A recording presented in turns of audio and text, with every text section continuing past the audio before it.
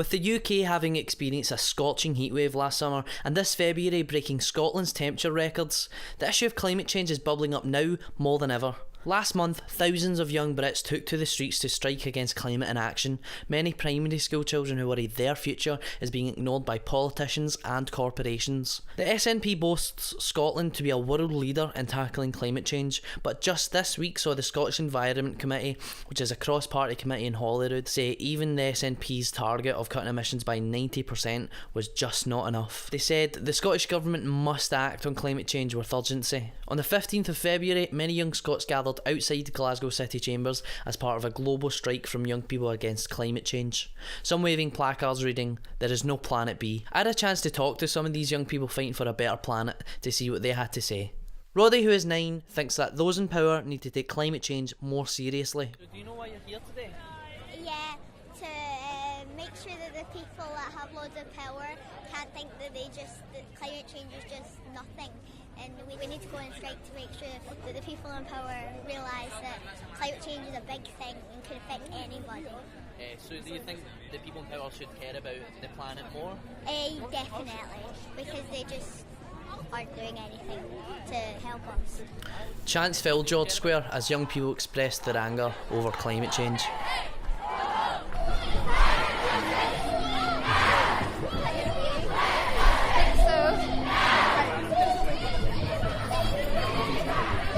Parents were also protesting as they fear what the future may hold for their children. I just feel terribly sad for the legacy that we're leaving our children, and I think it's really important that we start to encourage more exposure to the issues. It needs to have more coverage in the media, and that's just not happening just now, so this is one way of trying to say we're here and this is happening. Are you hopeful about the future?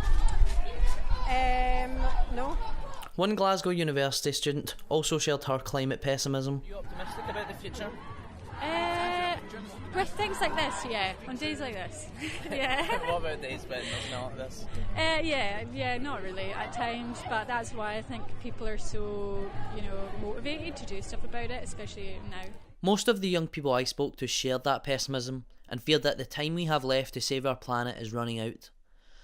Lots of young people feel their voices aren't being heard, that they're left out of the debate and on an issue they will have to suffer the repercussions of when they grow up. This strike is a way for them to force themselves into the debate, to make a comment and to show that they will not stand by and let the planet die. Ross Greer, a Green MSP for West Scotland and the youngest MSP ever, also attended the march in support of the kids and students on strike. He thinks the time for action is now. We've got 10 years left. We've got 10 years left to literally save the world from an irreversible disaster. Governments, corporations, every generation that's came before us has failed to do that, and we need to take drastic action in a very short space of time to actually do something as simple as save the world. This is not just about making it better. This is not about advancing from where we are now. It's literally about saving the planet that we have. We need utterly transformational change to make that happen.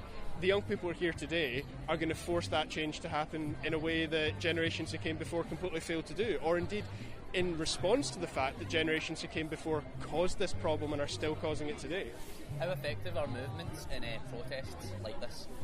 Any kind of lasting change comes from a genuine movement, from a powerful movement. The kind of change that we can make in Parliament is really the last stage in a process. So if, for example, we manage to improve Scotland's currently incredibly weak climate bill that's going through at the moment, we will only be able to do that off the back of a strong movement across the country that forces MSPs to make that kind of change. I've always believed in the idea that for every 1 foot you have in Parliament, you have 1,000 out in the streets. That's exactly what we need to do now, because politicians are only going to respond to a huge show of force from their constituents, from their communities, demanding the kind of change we need. Because the kind of change we need is massive, it is transformational, and yes, it is very difficult. But we have no other option. It's either that or a complete breakdown of the climate in which we live. It's either that or complete disaster. So this is difficult, but when you have a difficult task, you need a movement to force that kind of change, because it won't happen through the traditional structures of parliamentary politics. This is the most difficult challenge in all of human history. There's no doubt about that. The science is absolutely clear. That's not a political opinion, that's not a perspective. The science is utterly clear on this. The scale of this challenge is massive, and the change that it requires is massive.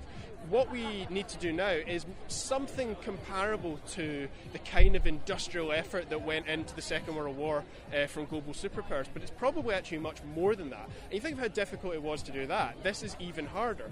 But the energy that we now have from movements like Extinction Rebellion, from the Youth Strike for Climate, shows that people know there is no alternative, there's no time left. Our generation in particular are going to force this change, because otherwise we will face this crisis in our middle age, not even in our retirement, not something that our children deal with.